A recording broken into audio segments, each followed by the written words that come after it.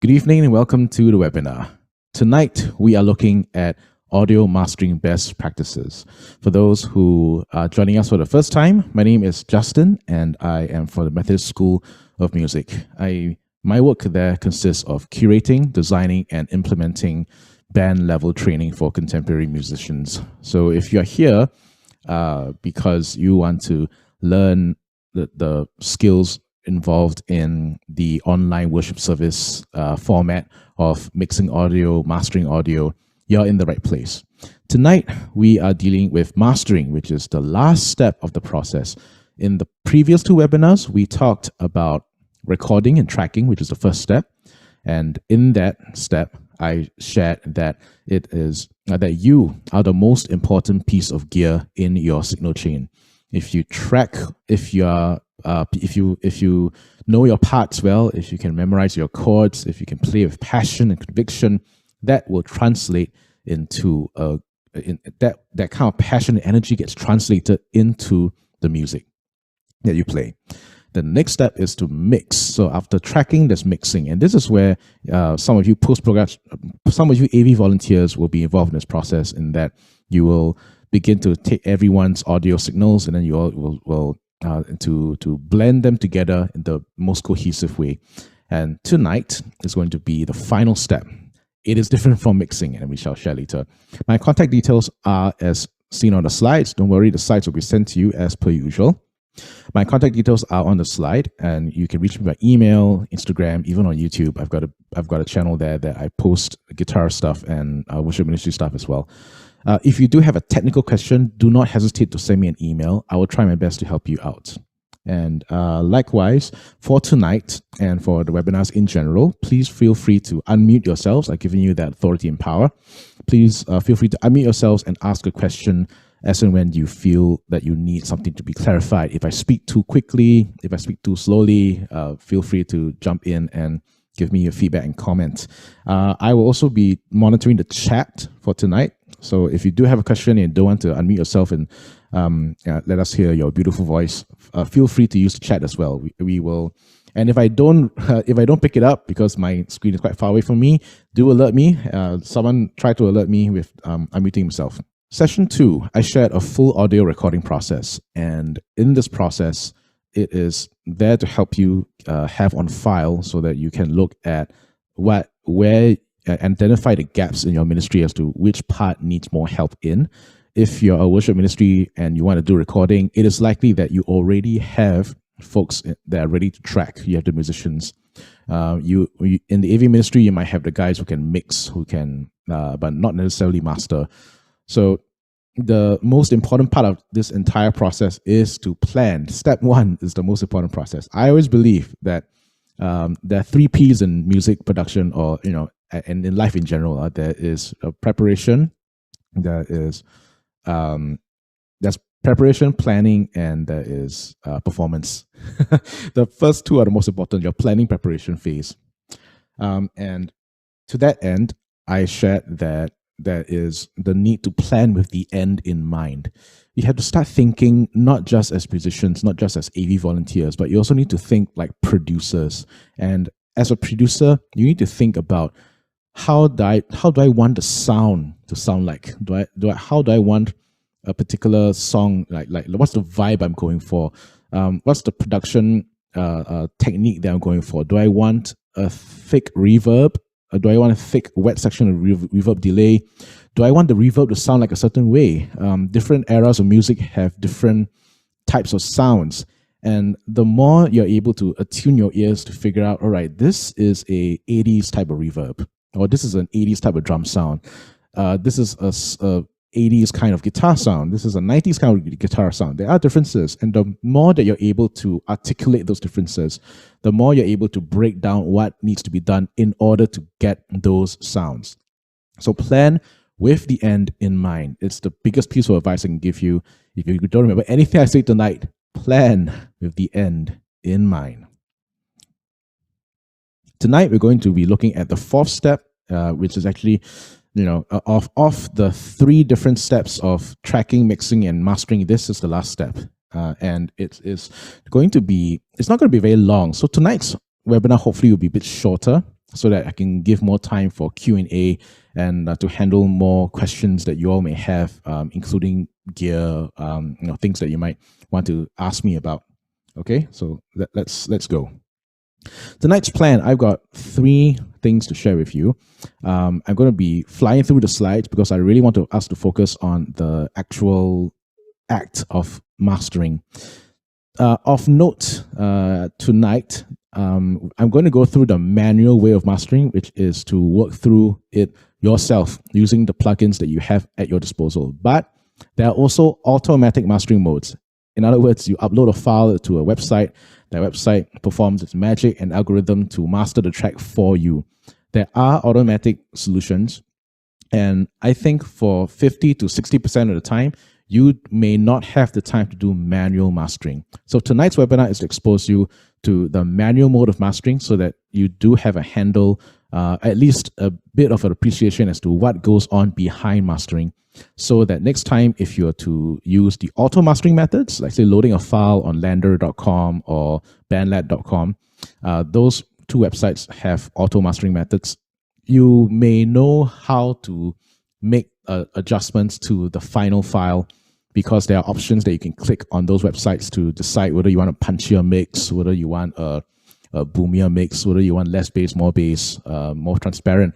Some of these terms don't really make sense if you don't know what the manual way of mastering is. All right, that's what I wanted to share about for that tonight's plan. So let's jump right into it and go to tonight's foundational principle. And not really principle, but tonight is really more about exposure, because I'm quite certain not many of us have ventured into mastering ourselves, because we are so caught up in the need to push out content or push out songs for our ministries that this is the mastering step is the step that's the least the least attended to, if at all. And sometimes, most of the time, I think it's neglected. Sometimes, most of the time, I think it's neglected, and sometimes it's evident in the mix when you hear it on the live stream, or if you hear it on like the recorded service, because you hear the song sounds a bit thin. There's no body, there's no depth, there's no punch, there's no clarity. The instruments sound fine. You can hear the guitars, the voices, basses, etc., etc. But there's just no oomph to that. So what is mastering? Now think of mastering as the glue, the varnish, and the polish that optimizes playback quality on all devices. From the tiny iPhone speakers that I know some of you are watching this webinar from, if you're watching an audio webinar, you really should be watching it through at least with headphones on. Tiny iPhone speakers to massive dance club sound systems. Now, the act of mastering and the skill involved in mastering, it bridges the gap between the artist and the consumer.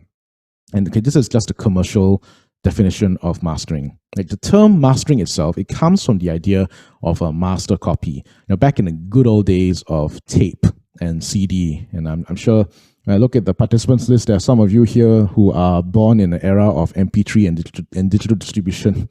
For those of us a bit older, we know about vinyl, tape, and CD. The way that they used to be recorded was that you have a recording studio that records and mixes the tracks. And once that is done, that is get sent off. That particular mix in a mixtape gets sent off to a mastering engineer, and the mastering engineer has his own studio. Now, the studio is very different from the recording studio, and in that studio, the mastering engineer's job is to make everything sound uniform from song number 1 all the way to the end of the album, song 12 or whatever. And in that process, he has the additional duties of getting rid of the extra noises that come with the tape. He will arrange the tracks so that they appear in order of the album. He'll put in timestamps for the CD or the tape if there was tape. And the thing about, and what was really cool about mastering engineers is that because they use specialized equipment, the equipment itself imparted some tone onto the recording. That's why some mastering studios have like their own sound. For example, if you were to go to Abbey Road Studios, there's an Abbey Road sound because of the way the equipment and the the collection of equipment that's in Abbey Road Studios and also in their mastering suite. So all of these things, all the components in the audio signal chain imparts a certain sound. Once all the songs have been collected by the mastering engineer, he polishes them up, he makes them suitable for distribution. Then he produces the master copy, which will then be sent up to the record label, the record company, and the record company will duplicate and distribute the CD or the tape. That was the good old days. That's some history lesson for you here. It really was a way for the artist to fine-tune the songs for distribution. That's what mastering is. Today, with today's technology, it's not so much about sending off to a dedicated mastering engineer as it is making it ready for online distribution and for online consumption. In other words, you need to get the volume up. You need to get so that has a lot to do with volume. Mastering right now, it is not synonymous with volume, but practically it is. Every song that comes out on the radio today is one giant chunk of audio with zero headroom, and that's one of the qualms that I have about this whole audio production history. Is that right now we all seem to be so focused on having the audio have zero headroom and we want it to be as loud as possible.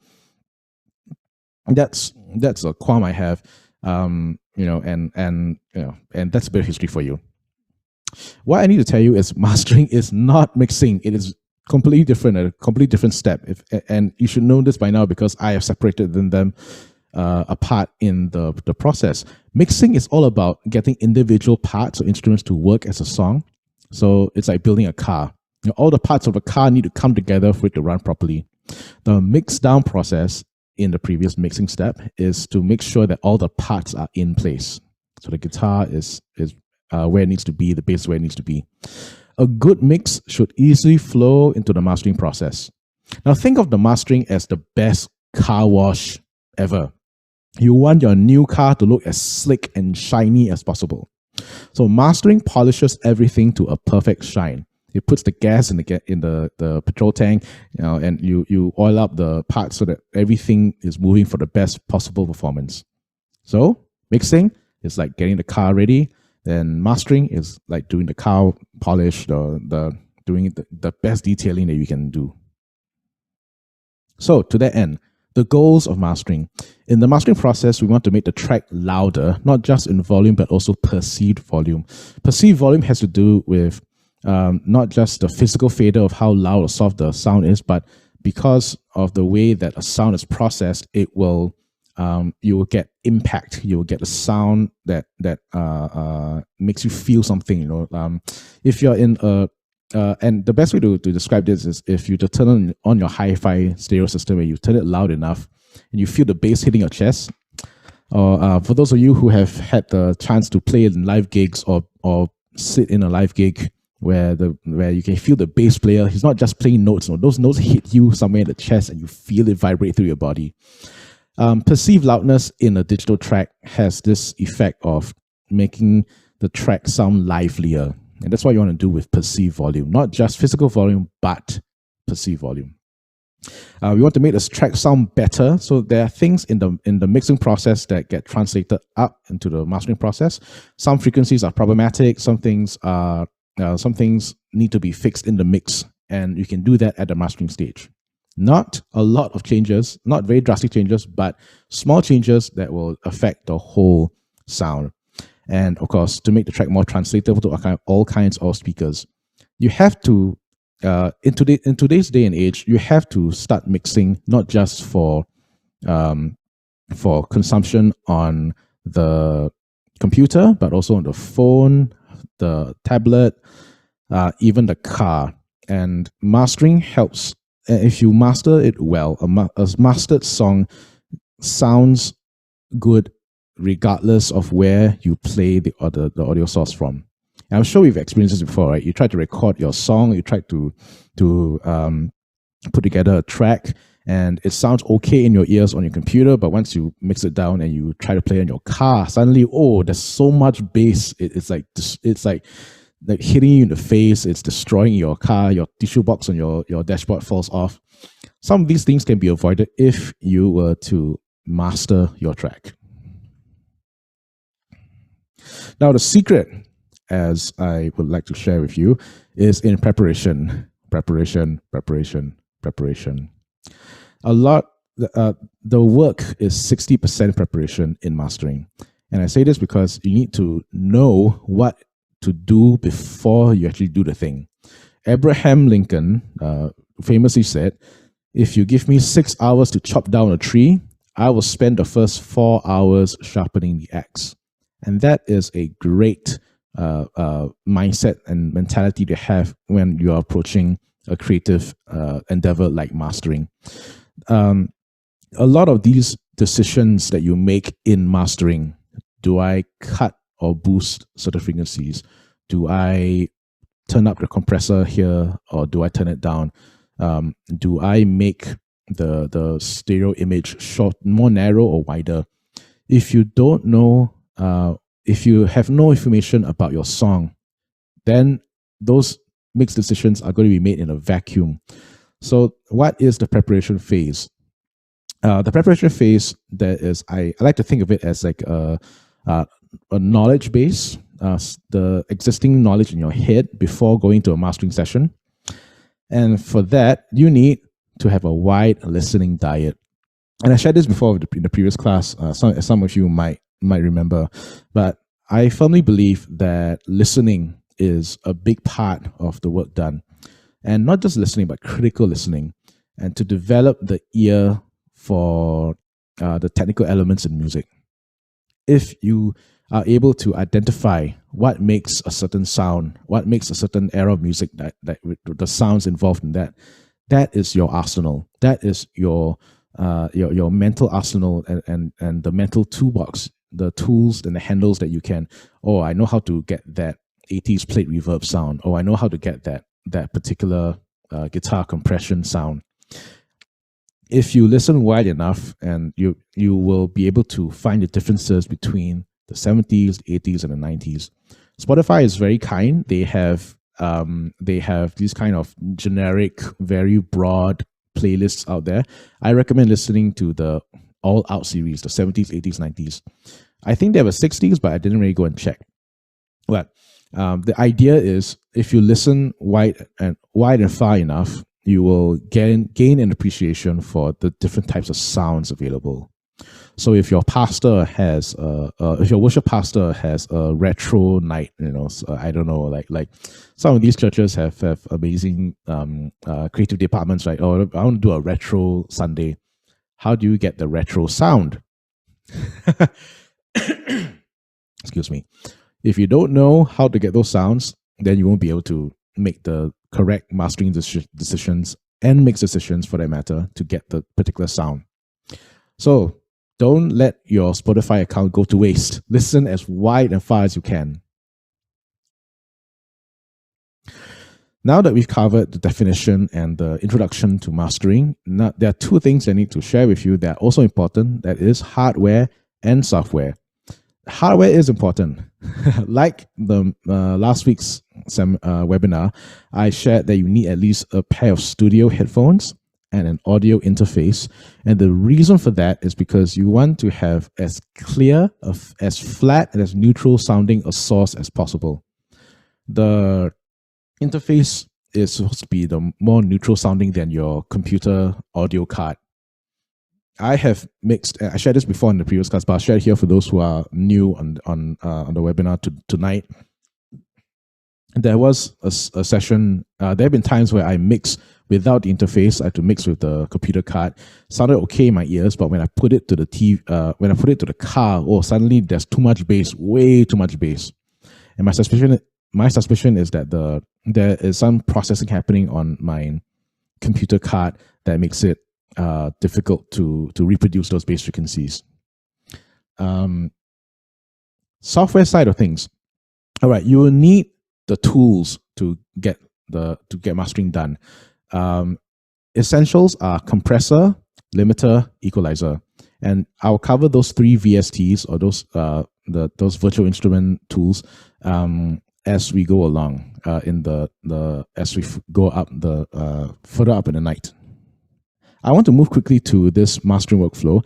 I believe there are 14 steps to mastering. It's not all mine. This is not something that I came up with, but I learned mastering from this website called Musician on a Mission. It's really good. They've got a lot of free stuff. I learned this a long time ago, and I still use this technique today. There are 14 steps in a suggested workflow. I will give you the links to this workflow. Tonight, we're going to focus on steps 7 to 12, which is the listening, to prepare to master, and then the specific skills of compression, EQ, and limiting. Okay, now I have got these slides that are in the. I got these slides that is packed with information. I won't go through them right now because this is meant for you to read on your own time, and this is meant for you to also have on hand as you listen to the tonight's webinar again or replay. You won't get much of the. I don't expect you all to understand this 100% tonight. You're going to have to go back to the replay, watch it a couple of times, especially the very technical parts of the specific how to control the parameters in like compression. Let's say I think the compressor. Just a heads up, compressor is going to be the one that's got the most parameters to play with, and it might be confusing at first. So don't worry if you get shocked at the amount of how deep and technical the compressor is going to be. That's fine. We all start somewhere. We watch again, let it assimilate, let it simmer in your mind, and you will, and hopefully in time you will gain some appreciation as to what it's used for. So slide 15, 16, 17, 18, they are all there as information for you to read later. Let's go to a video that I pre-made because I want you all to have not just the workspace on Cakewalk, but also I'm giving you little tips and like I'm giving you captions along the way so that to help guide your mind. So let's sit back, relax, and let's jump into the video. Hello everybody and welcome to OBS mode. I've decided to do a screen recording for this segment because I have learned that Zoom doesn't handle audio processing very well. And even though I said that the YouTube upload of last week's recording will sound better, truth of the matter, it really didn't sound that much better because Zoom is not built for music. It's not built for teaching musical concepts like this, especially for something as critical as audio mixing and mastering. So I hope that you'll be able to hear some of this in the Zoom recording, but when we are done tonight, I'm going to make this recording available in conjunction with our class tonight so that you can go back to this particular file and refer to it, because this will definitely have a lot more audio information that you can process. You'll be able to hear what's really happening with the compression, the equalization, and the limiting. So before we go any further, the mastering phase is really 60% more preparation and 40% of actual work. And the 60% of preparation will refer to doing things like taking notes of your mix. So hopefully you would have maybe a day or two to rest your ears from mixing your audio, because the problem with doing your own mix is that you lose objectivity of how your mix sounds. You might be tempted to think, yeah, my mix sounds really good, but in truth, maybe it isn't. And it takes about a day for our ears to reset psychoacoustically. All this is all sciencey stuff, right?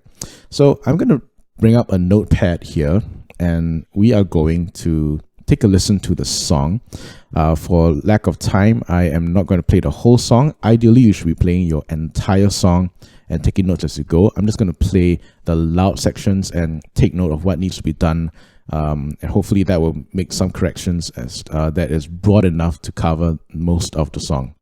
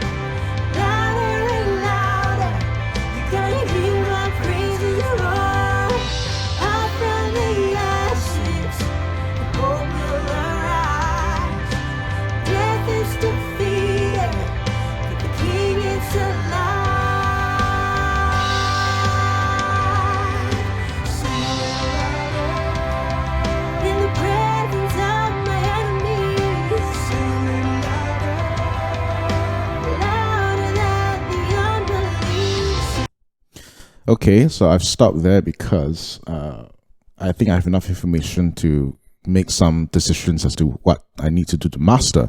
So in general, it's a little bit dull sounding to mix, and it needs more energy. And I'm going to show you exactly how to address this issue of energy. The vocals has not enough air, so that might mean I need to increase the treble and upper treble frequencies, like 16K and above. And there is a little bit of mud in the low end of the bass, and there's a lot of sub bass energy I can feel, especially through my earphones right now. A few notes about my mixing space right now. Not only do I have my track that I'm mixing right here with Raise a Hallelujah for, with the song, but I also have a reference track down there, and this is the live version of Raise a Hallelujah, and you can hear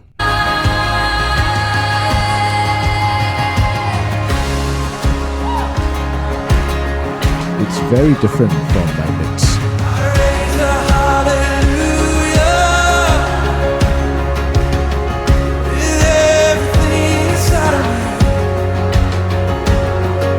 So it sounds airier, it sounds like the bass isn't that overpowering, and that's one of the things about live music. If you record live, the equipment they're using is used for live performances, and for Bethel's case, when they record live, they got quite a distinct brightness in the vocals and the upper tier frequencies, and the guitars are also very clean in the sense that it's clear to the point that it might be a bit piercing to the ear if you just solo those, but in context of a mix like this, like a very thick mix, it kind of works for their situation.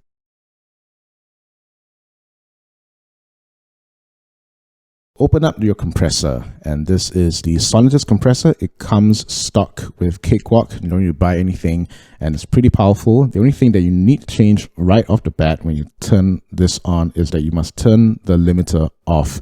This comes the limiter is an option that you will select later on. So right now you don't need it on. Make sure that it is off.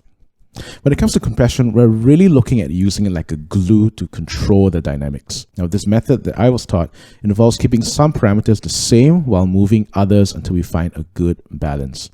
The parameters to keep the same are firstly, the attack time. To add energy, use a slow attack time, and to add thickness or heaviness, increase that attack time. You can start with something really, really small, like 5 milliseconds, but by the time I'm done, I'm normally in the 30 to 40 millisecond range. Don't be afraid to see how the numbers affect your mix. In the best case scenario, the attack time that is set perfectly is going to allow the percussive elements of the mix to pass through without having the compressor bringing in the overall level. Now, the release time is a little trickier since the goal is to set the action of the compressor to blend in with the musicality of the track. Now, so there's a lot of technical words, right?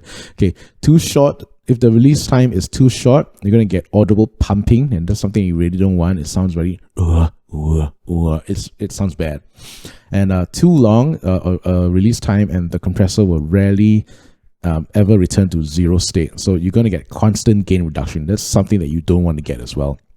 And the sweet spot occurs when your release time complements your attack time. The trick that I've learned is that you want to set the release time so that it's slightly longer than a beat of the song. And to do this, you need to use a mathematics formula. Don't worry, it's just 60,000 divided by your track's BPM tempo. That will give you the milliseconds per beat. And since Raise a Hallelujah is 82 BPM, I'm going to take 60,000 divided by 82 BPM. That gives me 731. So I'm going to set this to 732. All right, let's take the attack time and let's start it at maybe 20 milliseconds, round up 732. Now that you got the attack and the release set preliminary, now you need to look at the threshold and the ratio. You can change these numbers to suit the mix. And for mild compression, which is the goal of mastering, you rarely want to move this past 3:1. All you need to know is that the smaller the number, the gentler the compression. Remember, everything in the mastering stage is gentle, it is subtle. Move it up to, I'll start with 3:1 because that's my general feel.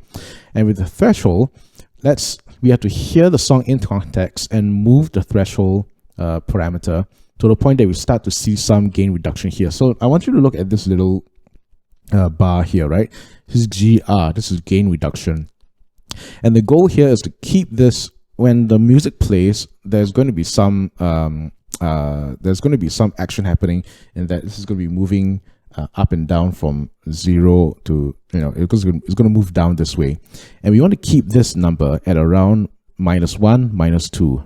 Very rarely you want to go beyond -3 in a mastering stage. I'll show you what I mean when I turn this on.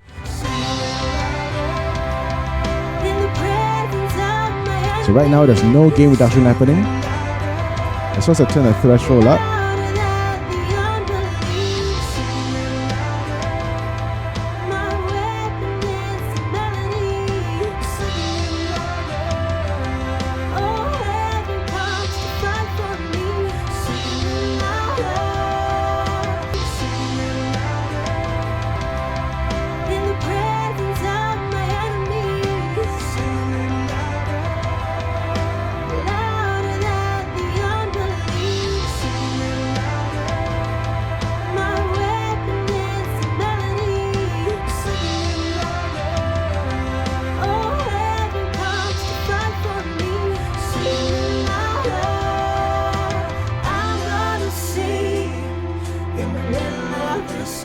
I'm going to put it up to 40 and see whether that changes anything. I'm going to turn the release a little bit lower so that I want to clamp the transients a bit less because I want the punch to come through. Then I might, let's see, increase the threshold just a little bit. Let's see what we get. Okay, bypassed.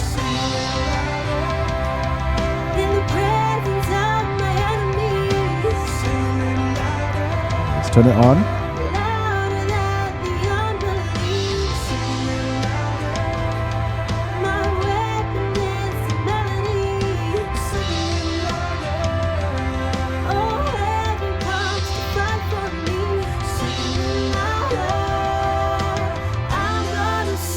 Remember, you're looking at this little dial here, this little visual fader right here. You don't want this to go beyond -3 and keep it between 0 to -2.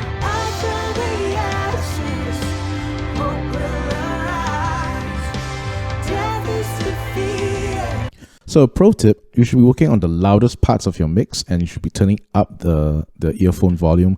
I know it might be a bit loud in your ears, but this is how you can capture all the problem spots in listening. The problem with psychoacoustics is that if you have a low volume and you're listening at low volume, it's going to sound thin. It's going to sound like there's less body. So do increase the volume of your headphones so that you're actually listening to the song as transparently as possible. And you can't do that if you're listening to the song softly. The last step in compression that you must do is to apply makeup gain.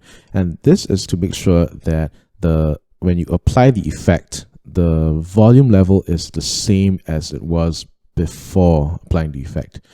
And the reason for that is that compression turns down the volume because it is squashing down the transients and the peaks to make it softer. To make up for that, you can use the makeup gain to increase that. And because I know from visually, because of this little meter here, it's roughly around 2 dB of gain that I need to make up for. So I'm going to put that 2 dB on. So let's hear this before and after.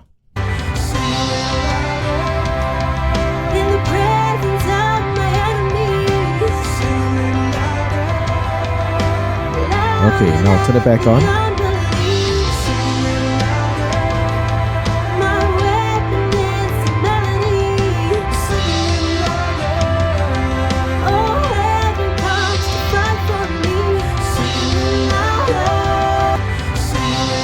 So I hope you can see that there is a big difference between the before and the after of applying compression. Just by adjusting some parameters like the attack and the threshold and makeup gain, it provides a lot more body and girth and a bit more glue in a sense that the whole mix now adheres together a bit more cohesively, and to have some thickness in the mix, you can increase that attack time. So quick recap, when you open up your compressor, find out your attack and release numbers preliminarily, The compressor release parameter is 60,000 divided by the BPM of the song. The attack, I start from 5 milliseconds, but I know from experience, when I hear the punchiness of the song, I might go to 25, 30, or 40, depending on how punchy it is. You don't want to put it too high, just set it around that region, 5 milliseconds onwards. Then you can set the ratio to something light or mild. 3:1 is a good starting point. 2:1 if you need even gentler compression. And then you can vary the threshold, which shouldn't go beyond -20, -30. You really don't want this to be really hitting the signal very hard. Then after you're done with all this, you need to make up the gain. If you see visually that this is going to be -2 dB or -3 dB of gain reduction, you can apply the same makeup gain on right over here. So this is how you use a compressor for mastering. Now let's go on to the next step, which is EQ. And for EQ, I'm bringing up our favorite equalizer. In fact, what you can do to give yourself a little bit more description and what you're working with is that this tells you quite helpfully where the frequencies lie. If you're looking at, I need to increase the bass, I need to increase the higher mids, you know that's the kind of region you need to work with. And the reason why I like the M equalizer so much is that it is also a graphic analyzer. It will visualize the frequencies in the spectrum. I'm going to play this and you will hear and you will see what I mean.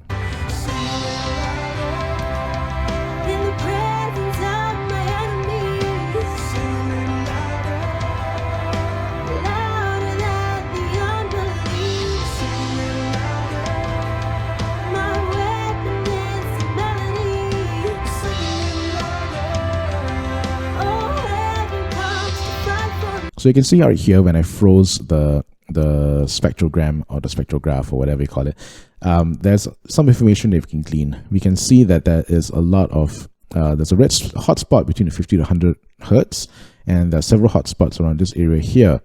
Now, muddiness and lack of clarity can be caused by frequencies that are bunched to, there's too much of like one frequency or a few frequencies bunched together, and we want to clear up that. And because we've taken notes earlier and we have made these, we have mental handles on what needs to be done to the mix. So first and foremost, I'm going to apply a very mild high pass filter, which means that I'm going to cut off bass frequencies from below, let's say 23 hertz, or that might be a bit mild, 24 hertz. And it's subtle. 24 hertz is barely audible, but it will reduce the energy of the bass that's coming out. So even though you may see that it peaks in that sub-bass area, by putting in a high-pass filter at this point here, you're going to have less energy of that bass, and that's going to help with making it a bit more palatable on speaker systems and in your car, especially in your car. If you listen to this in the car, all that bass energy is going to be coming right at you from the speakers. Try this again.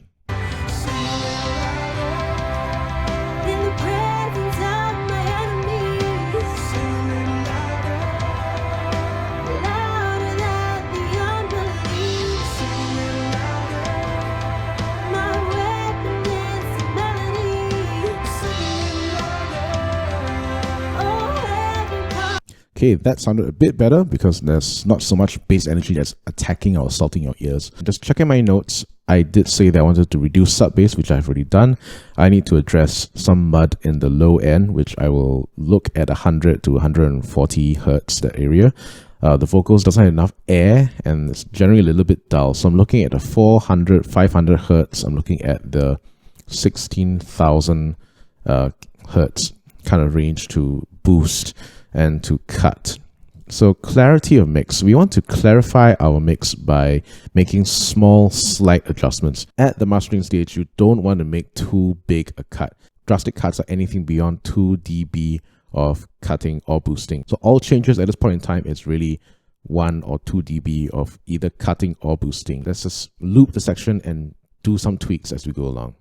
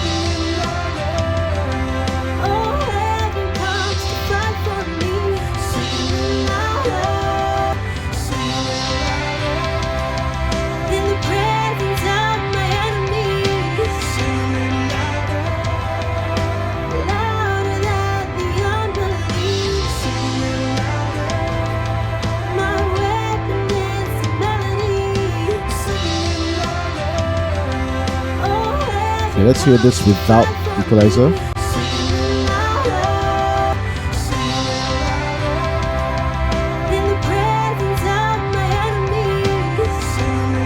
Let's have it on.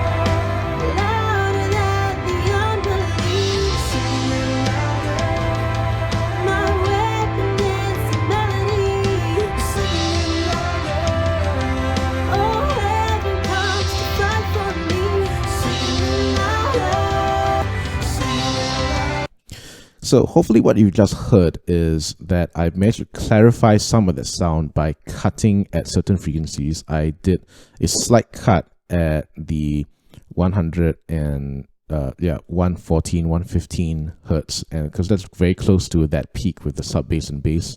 I also did a slight cut with the mids at about 1000 hertz, and what I did there was that I did a sweeping technique. If you're unsure of which frequency it is that's causing the problem of mud or sort of harshness or very weird sounds, you can try to hold the band, click it, and push it all the way up, sweep around the area to isolate where it starts to sound very bad. Normally, it will, for most of the frequencies that are not problematic, it won't stick out in your ears. But once you hit that sweet spot where the frequency is like, that area of frequencies is too bunched up, it will really stick out. And then that's where you know, yes, I can pull this down and bring it down to, let's say, -1, -2 dB of gain. Then for clarity and that's for clarity. For sheen, if you want more air in your vocals, if you want the brighter kind of sparkle, you're really looking at the upper treble frequencies, and that's anything beyond 12,000 hertz, 12 kilohertz. This is where I raised that just by 1 dB at the 14,000 hertz onwards. You can try 14,000, 15,000, 16,000. Normally, it's within that area. Just by experience, I know that it's just in that area that you need that kind of frequencies to be raised to have a brighter sound in the mix. Now let's proceed on to the last step, which is limiting. And for that, I will need to bring up my limiter right here, which you can see. You have compressed your sound. You have equalized your sound to clarify the problematic frequencies and to cut and to boost things that you need to boost. Now's the time to raise all of that up to broadcast level kind of volume. So limiting here refers to not just loudness, but it will help to increase the perceived loudness. You see, the problem with if you just turn the gain up or the volume up on your mix right now, it might help to bring up the soft parts, but the loud parts will begin to clip. That's not what you want. You want the whole song to be increased in loudness consistently from the soft parts to the loud parts, while still preserving the dynamics. And the way to do that is to use the limiter. So let's see some settings right here. There are a few things you can change, but normally I leave this as default. That's all right. This refers to the attack. Do you want the limiter to react very quickly to your sound, or do you want it to be slow? You really have to use your ears to listen as to how this will affect the sound. The ceiling refers to the maximum volume at which the limiter, beyond which the limiter will bring down the peaks. And if you set this to 0, that means that you are really pushing everything to the maximum of there's like 0 headroom after that. I normally put this to -2 dB because I want a little bit of wiggle room for the sound, especially when I move this up to the video editors, and the video editors might still need to compensate for the volume across the rest of the video elements. I will give them a little bit of wiggle room by setting the thing a little bit lower. Now, like the compressor, the gain reduction meter here will tell you how much the limiter is acting on the sound. This will jump to, and this is going to be minusing, right? So this is actually -3 dB of gain, -6 dB of gain, the gain reduction. Like the compressor in our mastering phase, you don't want this to go beyond even 3. I would normally aim towards 1 or 2 dB of gain reduction. And to do that, we set all of this as static as we can, and then we move the threshold. The threshold is the sensitivity of that limiter, and when we turn it on, there should be no change in the sound.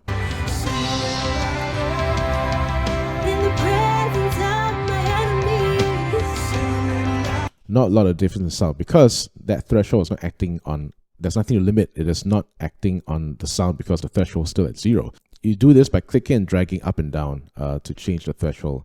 So I'm going to start off at, let's say, -3, and let's see whether that makes a difference. In the presence of my enemies, louder than the unbelief. My weapon is a melody. Oh, heaven comes to fight for me.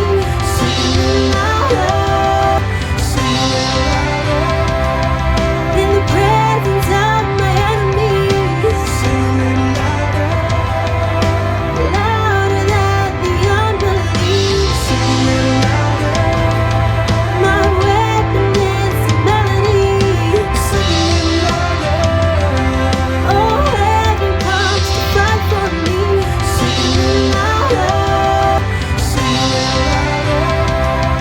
In the presence. Okay, so you heard there that the cymbal crash actually is the loudest part of that song, and that really pushed that gain reduction at -4.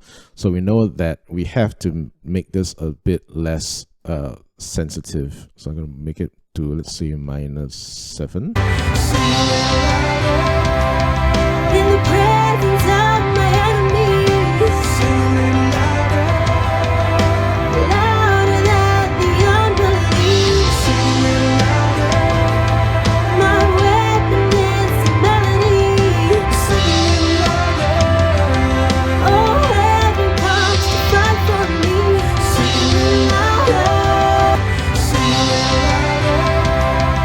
In the presence. It's very subtle, but I think it worked. So let's hear this before and after. You should hear a dramatic increase in the perceived volume. This is before.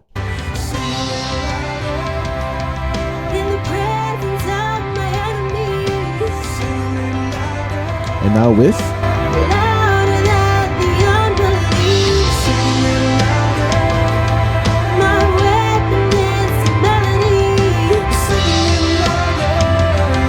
Oh, heaven comes to fight for me.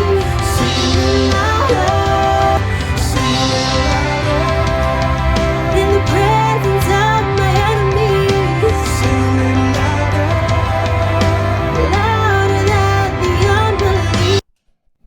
Now, once you've done these 3 steps on your loudest part of the song, you should do a final check to look and listen to the whole song. So rather than just loop a section here, I might turn off the loop section and I will start from the very beginning and hear the song from start to finish just to see and hear if there are any other problem spots that I can fix. So I hope you got some value out of watching this process, and I hope that this will help you overcome some of those fears associated with the many dials and knobs in the cakewalk music production environment. There are many knobs that can scare you, but take heart that they are all designed with the purpose of making your life simpler. So it is a matter of finding out which knobs and which dials that you need to tweak and press in order to get the sound that you want.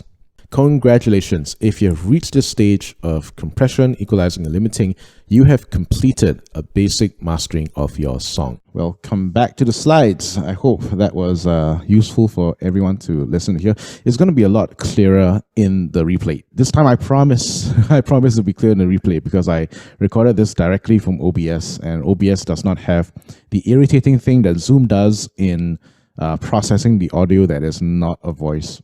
So I'm sorry if you watched the replay of the last session and realized that, hey, there's not much difference between what he talked about with EQing and compressing. Yeah, I apologize for that because I didn't design Zoom to, then Zoom is designed for non-music purposes. You really need to find a platform for musicians.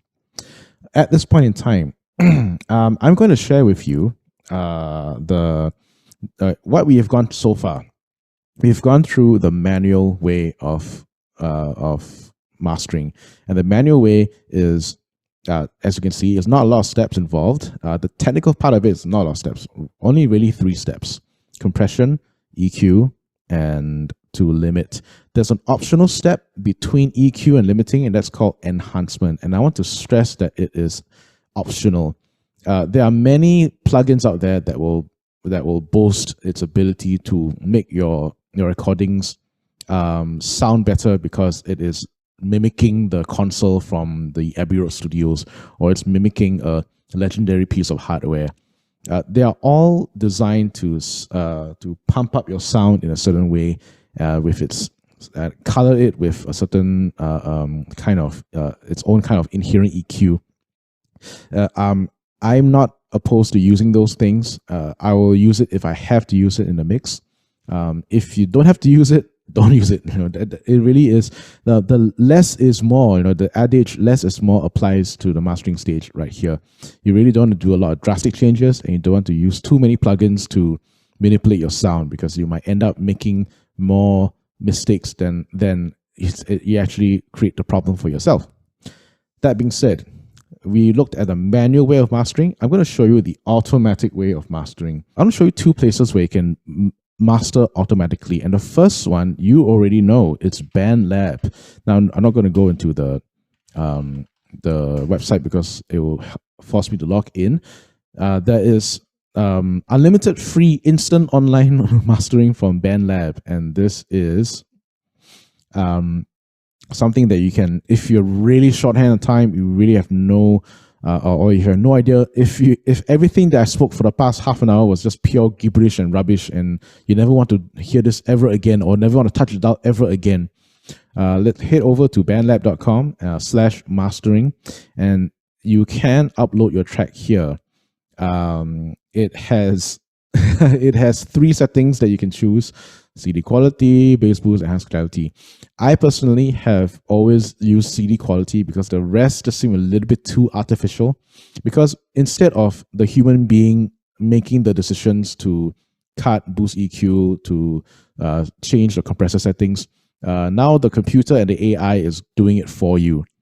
Sometimes the mix decisions are not the best, I think, because they it's almost as if they have some kind of genre in mind when they are doing the mastering stage here, which is like, I don't know, club EDM music or something.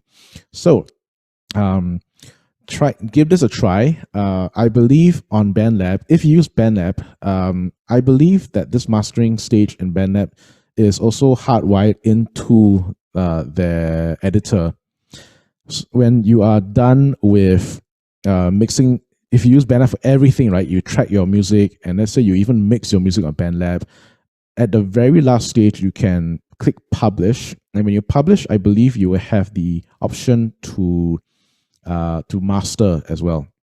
So BandLab mastering, you can access it as a separate process on their website, or you can use the integrated mastering process when you are using BandLab as part of your workflow on BandLab, purely on BandLab. Now, here is the other one that I want to show you, which I think is better, but it's not exactly free. Lander is another automatic mastering website which you can sign up for. The only problem is that for the free version, you can only have 2 masters per month. If you're doing 2 songs per week, this is definitely not going to be able. You're definitely not going to be able to. This is way too little for your use. They do have a lot more control, I think. I remember using this for a couple of times, like something like 6-7 years ago, and I'm sure the technology has improved and changed. But there are buttons to press to tweak the sound. In BandLab, they only give you 3 options, right? And you can't really preview the audio. On Lander, when you sign up, I believe you can upload your track, and I think you can preview your bass as in your track, and then you can preview how it sounds like with their settings applied, which might, for those of you who need a bit more control over your sound, I think Lander's a good option. Only problem, 2 masters per month. You will have to pay if you want to get unlimited mastering, which, as you can see, it's about $100 a year. I am Singaporean and very kiasu, and I'm Singaporean and I'm very like kiam, so I will not use As long as I see a paywall, I'm like, nope, I'm not doing it. What I've done before, though, is that I have, when I was very new to mastering, I didn't know what I was doing. I would put in a track into Lander, let Lander do its thing, get the track back, and then I'll try to listen out and compare, contrast what did Lander do to my sound. And I went through that the workflow of, okay, if they compressed it, okay, they must have done it this way. If they EQ'd it, they must have done it this way. If they limited it, they must have done it this way. So you can create your own reference track, as it were, with in this way, so that you can gain appreciation as to what they are doing automatically. So that, sorry about that, a little bit of a tangent, but if you want unlimited and free, BandLab is the one for you. If you are able to just have 2 songs per month, Lander free is a way to go. Hi, Justin. Can you hear me? Yes. Hi, Elaine. I can hear you. Hey, hi, Elaine. Elaine here. Yes. Yeah. Thank you so much for spending the evening with us today. You lost me when you were actually toying with the threshold limiter dial. You were actually adjusting the limiter dial. Yes. So what were you trying to achieve by doing that? Because you were actually, I think you're talking about some relationship about the dial and the gain reduction, right? Yes. If you explain that again. Yeah, sure. What the limiter does is that particular the parameter of the threshold. The threshold is like the sensitivity dial for the limiter, and the lower the number, as in if you decrease the number to -8, -9 dB, the more sensitive the limiter is going to react. And so the lower the number, the louder your sound is going to be. The louder as in the perceived volume, or perceived volume. So I mean everything, the whole volume, including perceived volume. So everything. Okay. Yeah. So that is like the and that's why it's the finishing step, because you want to preserve the dynamics that is already in your song before limiting to whatever threshold, whatever ceiling that you've set at. So what are you looking for at the gain reduction? So what numbers are you looking for? -1, -2 dB of gain reduction, same as in compressing. Okay. It's So of course, this is really up to you can experiment. Your club EDM music will have a very low, very low threshold, in the sense that it's even -20, -25, because they want to get the bass to really hit the speakers as hard as they can. And that's one way to get that pumpiness, that loudness, is from limiting that hard. Worship music rarely needs that kind of severe limiting, and particularly if you have it becomes a lot less natural sounding the harder you push it. And with worship music, with natural instruments, you're really looking at -1, -2 dB of gain reduction. At most, maybe -3 if you really need to push the levels that high. For worship music, sometimes it's like when we are doing things like Bach, soprano, very high pitch voice. It always results in clipping. Oh, okay. Yeah, so the clipping is actually, is because of the volume, is because of the frequency. Do I get rid of the clipping by the limiter, or I get rid of the clipping using the compressor? Is it clipping even before you start the mastering phase? Yes. Oh dear. So it's got to do with the tracking phase then. Even way before this, at the tracking, when you're learning to when you first get the team together and you set the recorder up, you really have to have some headroom in the recording. The voice, like if you say the voice is clipping even before you move to the mixing or mastering phase, then you know that your microphone was set too hot when you're tracking. Oh, when you say too hot, means too loud, is it? Yeah, too loud. I will normally record at minus. I like to record low, but that's because I can always increase volume in post, but I cannot reduce or get rid of clipping in post. That is a very like, for our purposes, is something that cannot be saved anymore. It's actually like that, like damage or it's very hard to get rid of. Yeah. Yes, we can get rid of. Yeah, that's right. Okay, so your suggestion is to reduce the microphone volume to what level? The recording. You should be looking at the meters in your recording. Okay, I'm not sure whether I can do this right here in Audacity. I'm going to see whether where's my control? Nope. Okay, here we go. Okay, can you see my Audacity? Yes. Okay, and I click monitoring. Right now you see that my microphone is, you can see the microphone input here, right? Yes. Okay, right now it's at minus 12 dB, which is actually, to me, it's a bit hot for my liking. If I crank it all the way up, we can start to hear that it distorts, and that is because I'm at, I turned the microphone too much. Where was I? Okay, I'm here. When I record, I try not to go above minus 6 dB or minus 9 dB. So this is kind of like the sweet spot, but I'll bring it even lower, like minus 15 dB or something, just so that I have headroom to amplify the sound if I need to after. So minus 15 dB. Yeah, a good gauge is minus 12 to minus 15 dB. Then you can always increase in post. The problem though, if you record that low, is that when you put this into like instruments.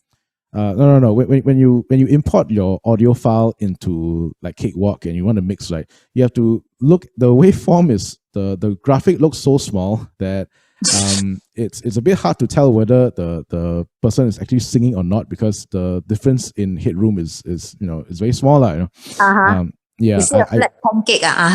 Yeah. So you have to. I mean, it's a trade off, I would rather have more headroom to play with. So it's easier for me to if the person happens to, like, I don't know, if a deskant happens to hit that very high F sharp or something, and then I know I won't peak. I know that my levels won't be peaking. So using the compressor and the limiter is actually not for this purpose. No, the compressor and limiter is to glue the mix together, and the limiter is soft, not too soft, and not to make the loud not too loud. That's a that's the basic use of compressor. Okay. And the limiter is to just to increase the volume and perceived volume to the point where the soft parts will sound soft, but they're actually audible. Limiting actually has the benefit of limiting, and if people don't limit their recordings, the soft parts sound soft, but they're also physically very, very soft. And the way to get it to sound soft but actually is audible is to use limiting. Limiting will help to move that, push up the perceived volume of that particular section. Oh, okay. Understand. Understand now. Thank you so much. No worries, Elaine. Yeah, that is actually a very useful takeaway. The problem started right at the beginning. Yeah. As it is with a lot of things, that's why I said in the first webinar, I said that the most important piece of equipment is the very first part of the chain. Set your levels correctly, set your know your parts well, set your levels correctly, and the rest of the chain, mixing, mastering, will be a lot easier. So I do not need to worry that I'm not able to get everybody's voice by increasing the microphone. I actually increase the volume of recording because I'm actually afraid of missing some voices, missing some details. So I do not need to worry about that. No, because the computer is smarter than us in that when you record, so when you record audio, right, and you record through a microphone, the computer is listening out for any change in volume, even if it's like infinitesimally small. So even minus 45 dB sounds, it will still get recorded by the microphone. Then when you import it into the Audacity or whatever, it might look very small, but when you control all and you boost up the sound, you can actually see that the computer did record that it did record that sound, even though it's it records the flipping of the file, the paper, everything. That's right. So so the computer is smarter than us in that our ears, if we don't perceive it we think is not there, but the computer is a bit smarter than that. The computer knows that there is some sound emanating from the paper flipping, the aircon, and it will still record that. Yeah, so don't worry about decreasing the volume too much. You can record lower and increase volume later. Okay. Thank you so much, Justin. No worries. Oh, by the way, if you are, this happened with when I was doing the MFC recording last year. There were some people who recorded themselves, and then they will flip the page, and the microphone will pick up. So we had to solve that problem by projecting the score on the wall, and getting Judith to like use her two fingers to scroll down the score. I see. That was the only way we could like get rid of the paper flipping sound. Yeah, it's like everybody flips. Yeah. Then it was like, I mean, it could be an organic thing, lah. You know what I mean? Back then in church, we also used to hearing the paper flip from the stage anyway. Yeah, so right. I actually treat it as organic. It's only natural to hear that, huh? Yeah, correct. It's only natural to hear that. All right, thank you. You have been very helpful. I was actually very puzzled. Okay, so no worries, Elaine, no worries. As I said before, this is all going to be very technical and very new. If you have not experienced this before, this is going to be super out of your depth. But my encouragement is rinse and repeat, lah. You know, that you practice more, you hear more, do more. A lot of these things become instincts after a while. What you were doing with the EQ was actually quite interesting. You actually try to reduce the sub bass. How do you determine the frequency of the sub bass? There is you can bring up the let's see. The first thing that you did was you actually cut the sub bass because you say it was muddy. And then for a person like me, a dinosaur, I have no idea. When you say muddy means what? Everything all mixed up, not clear? Oh, muddiness, muddiness might refer to like if it's muddy, it's like the frequencies are just bunched up a bit too closely to one another. I mean, there's too much concentration of frequencies in one particular area of the mix. Let me just bring up the particular how can I do this? Shift F5. No, alamak. Yeah, hang on. I'm going to share screen here. Where's my control? Can I? Oh, sorry. I also dinosaur when it comes to like, Zoom stuff. Okay, so sub bass is actually anything below, I think, 75 hertz. And one way to visualize this is if you use the M equalizer, you can turn on the areas. There's like an areas button. When you click it, it gives you some visual information as to where the frequencies are. So sub bass is anything between 20 to 75. Bass is between 75 to 100 to 200. Low mid 200 to 500. Mid is 500 to 2K. High mid is 2K to 5K, and treble is 5K onwards. Yeah. So muddiness can be because the frequencies are there's too much concentration of sound in a particular frequency band. So the one way to also help visualize this is if you see the bottom of the chart here, right? The spectrogram here, you see that the colors here, red, green, blue. Okay. So this is telling me that there are hot spots in certain areas of the mix. Now, it's not a bad thing that there are hot spots in the mix. So the goal is not to make everything green, but it really depends on how you want the mix to sound. Hotspots in the 1K and the 5K, that could be a pleasant thing to the ear because that's where the mids reside for guitars, piano, etc., etc. So the colors here might give you indication as to where the hotspots are in the mix, and then that's where I start to pinpoint, you know, between 50 to 100. I know that there's some. If there's 50 to 100 as a hotspot, then I see it in the spectrogram. There's actually a very big peak in the sub bass and bass. I know that I need to cut out some of the energy somewhere. Yeah, and that can vary depending on the mix, depending on your instruments, how many instruments you have. The instrument, right? Yeah. Having sub bass and bass is a good thing. You want to have that oomph in your sound. Yeah. Okay, I will try to listen for them. Yeah, because I realize that this is all ears. Yes, it literally is all ears. And Yeah, it's actually all ears. Yeah. So thank you so much. You might need to invest in like headphones and something that's a bit neutral sounding, like your. If you don't have audio interface, you still can use your PC. I mean, I don't recommend using the computer card to mix and to master. But if you do have to, no choice, have to use it. Oh, I have already bought my headphones. Yeah. Yeah. So hopefully it is neutral enough. Yes. I bought the DT240 Pro. Oh, from is that Bayer Dynamic or is it AKG? DT, I am not sure because I went to the shop. I went to the shop and I'm actually currently, because I do agree with you, because I realized that it sounds very different with different headphones. Yes. Yes, so I have decided to buy myself one so that at least I'll trust one of them. I have so many headphones. Many headphones. You should see my wall. I see. One thing that you have to take note of, even though you bought the stereo headphones, if you don't have an interface, here's what you might have to do. Every computer has a sound card, and in that sound card, they will have settings to change like how sounds being processed in the card. For my particular computer, if it's like, if yours is a Realtek motherboard, then there'll be a Realtek sound manager or whatever, right? Just make sure that you have that, like this there's a tab for sound effects.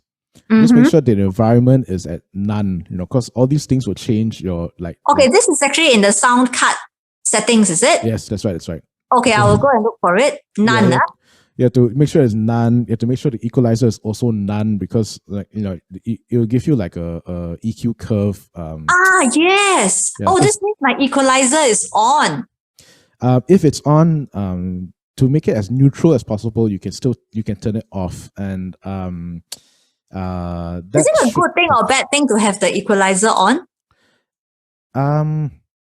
I think I am not using this in the correct way. In that I think there's a way to redeem this equalizer thing, because let's say if you have to mix it completely neutral, and then you find that actually when I mix it with these settings at neutral, let's say the equalizer neutral, if I mix it and I realize that there's too much bass, I can actually go in and compensate by increasing the bass in the equalizer. That might give me a more neutral sounding mix if I have to use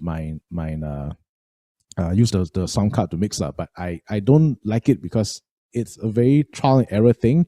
You have to do something, you have to mix first, then you have to mix down, go back, listen outside, then alamak, then the 60, there's something very wrong with the bass. Then you go back in and you tweak here, then mix down again and reiterate and do again. To me, it's a lot of effort lah. So I did and since I have an audio interface, I just used it which is a lot more neutral sounding. Okay. I was actually afraid of the audio interface, so in the end, I did not buy the audio interface. You see. I see. So I will try. I will try using the computer first. Then who knows? I may actually buy another equipment next. Sometimes there's a never-ending rabbit hole with the bottomless pit. when it comes to gear. Yeah, that's right. So long story short, for all of us who are no clue what I'm talking about, your sound card, if you have to mix on your sound card, you will have to make sure that you are listening to as neutral as possible, and do that by looking at your sound card, the sound parameters.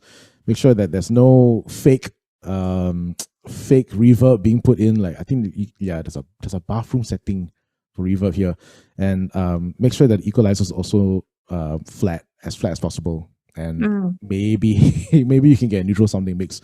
My sound card is not neutral. I cannot get it to sound right with this sound card, but maybe yours can. Who knows? It's all about a matter of new discovery. All right. Yeah. Thank you. No worries. I got to thank all the participants for putting up with me too. We are all learning together. I think we're all learning together. Okay. I promised it would be yeah. So any other questions? Any other thanks for the question and the questions, Elaine. I think that was helpful for all of us.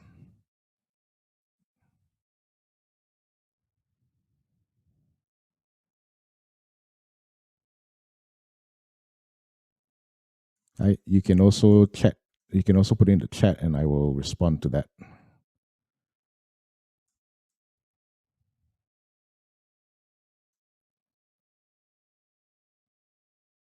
Okay, if not, I will continue. I just have one more slide to go through, and that's the conclusion. Nope. Sorry, my dinosaur moment. Choba. All this is done so that I can give you time to ask your questions if you want to.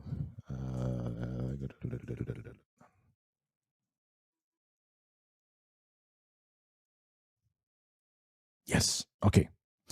In conclusion, I hope you've seen that there is actually a lot. There's seems to be a lot of technical steps to take when it comes to mastering, but mastering well involves more preparation than anything else. Knowing what fixes to make on your mix is half the battle won.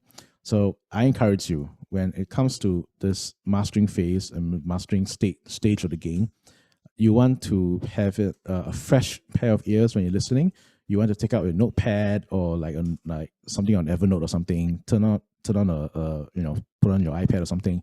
Start to make notes. Listen to your mix objectively. Be as critical as possible. You have to be truthful about the mix. Doesn't need more bass. Doesn't need less bass. Do you need to cut out certain mids? Do you need to enhance certain mids? Is there energy? Is there too little energy? These are the kind of questions that you have to ask when you're listening to your mix. And once you ask those questions and you answer them honestly, you know what needs to be done in your mix. Have that piece of paper or have that notepad up to your side and begin to make those decisions based on what you have been listening to. And the last but not least, the general approach and the general application of the mastering technique is that gentle, subtle changes are enough. Don't do drastic changes. All the changes that you do with gain reduction, with EQ, 1 or 2 dB of changes makes a big difference to the whole mix. And we sped through this quickly because we only looped one small section. You might have to be listening to the whole song in order to make an informed decision as to what changes need to be done on your mix. That being said, you have the automatic way of mixing as well. You've got Lander and you've got a BandLab, which you allow the computer and give the computer permission to make those decisions for you. I will provide I'll provide a few links. Number one, I'll provide a link to the website that taught me how to master on my own songs, and that is Musician on a Mission. A fantastic resource. They've got a great YouTube channel that's completely free, and everything up there is it's really good stuff. I also going to provide you the links to BandLab and Lander, which have automatic mastering.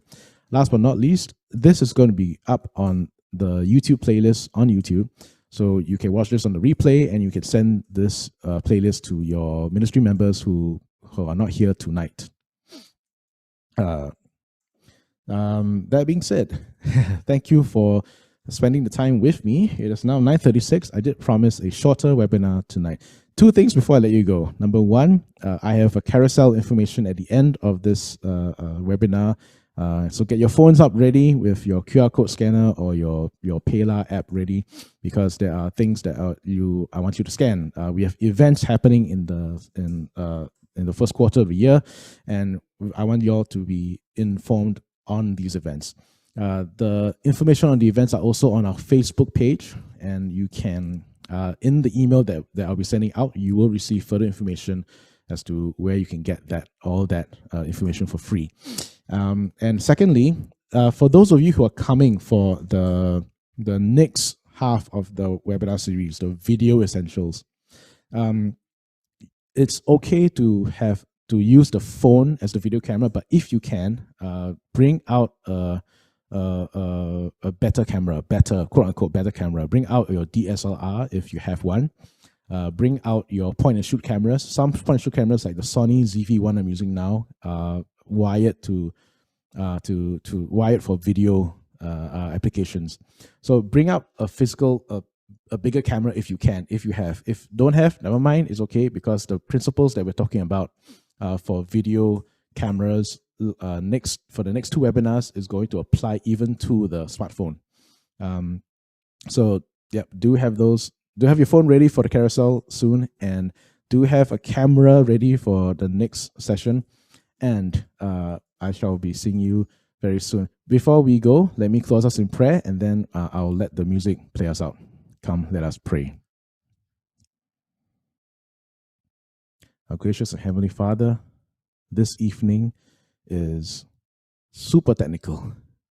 This evening has got many terms that we may not be familiar with, many dials and controls that we get intimidated by, and sometimes we may feel lost in this sea of information. But Lord, we pray that that as we rewatch the webinar content, as we read the various resources that are coming our way, I pray that you may grant us the creativity of the Holy Spirit to expand our minds, to take in this information, and to apply it in our ministry contexts. We want to offer up the best that we can. We want to offer up music that is done to the best of our ability.